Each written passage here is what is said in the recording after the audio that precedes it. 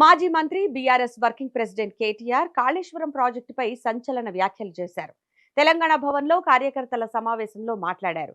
కొన్ని విషయాల్లో మనం మార్కెటింగ్ సరిగ్గా చేసుకోలేకపోయామన్నారు.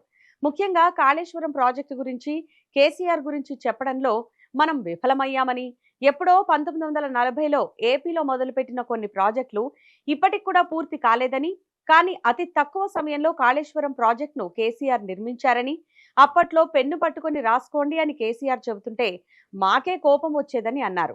అర్థం చేసుకున్న తర్వాత కాళేశ్వరం గొప్పతనం తెలిసిందని, సాగునీరు మాత్రమే కాదు హైదరాబాద్ కు తాగునీళ్లు తెచ్చేందుకు కాళేశ్వరం కట్టారని గుర్తు చేశారు కేటీఆర్. కాళేశ్వరం కూలేశ్వరం అని కాంగ్రెస్ పార్టీ చేస్తున్న ప్రచారాన్ని తిప్పికొట్టాలని కార్యకర్తలకు పిలుపునిచ్చారు.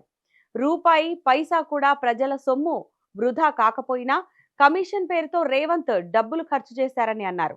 అసెంబ్లీలో హరీష్ రావుతో పాటు అక్బరుద్దీన్ ఓవైసీ నిలదీస్తే సమాధానం లేదని అన్నారు.